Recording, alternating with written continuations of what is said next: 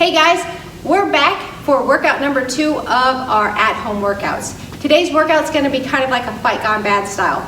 We will have 4 rounds of 4 different movements. They will be every minute on the minute. Movement number 1 for minute 1 will be push-ups. Minute number 2 will be double unders or tuck jumps.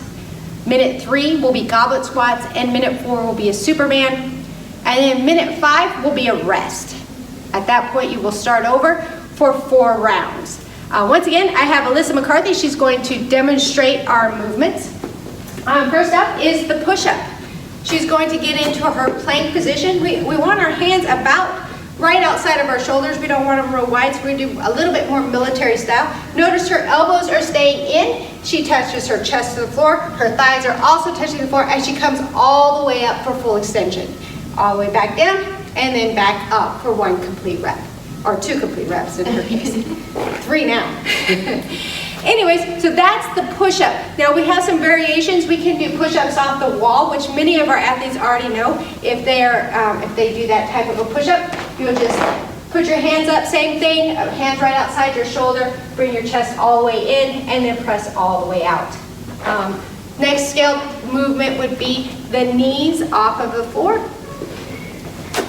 When we do that, we want to make sure that we don't get lazy and drop our belly lower. So go ahead and drop your belly lower, and we get that nice curve here. We don't want that. We want a nice tight belly as she drops down, hits the chest, full extension at the top.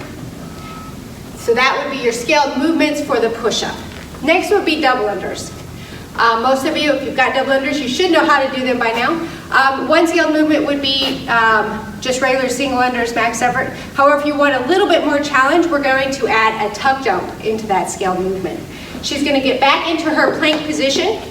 She's going to be nice and tight through here. Her feet are probably about hip width at this point, and she's going to explode forward and then back out. Each time, notice she stays nice and tight through that movement. Her shoulders are stacked over her hands. Okay, next movement would be the goblet squat. Now, if you have weights, a kettlebell or a dumbbell, please feel free to use those. If not, any common household item, in this case, we're using soap, bottles of soap, maybe gallons of milk, paint cans, whatever you might have, and you'll hold them just like you would normally with your goblet squat. We're going to press those elbows out a little bit so that when she drops into her squat, her elbows don't hit her knees. Her butt will go back first. Come on, back up. So her butt's going to go back first.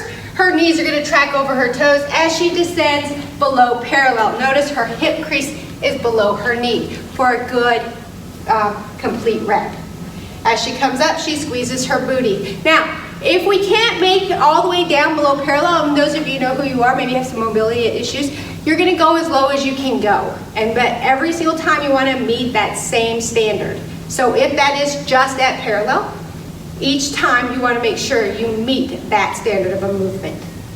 All right, next up would be the Superman. Oh, and also feel free, if goblet squat's too much, maybe you're at the area where you just need to be doing air squats because you're still working on some of those mobility issues, then that's completely fine as well. Next would be the Superman. She's going to lay down. She's going to place her ankles together. They're going to come off the ground, and she's going to go all the way down to the floor and then back up for a Superman. Most people should be able to do this.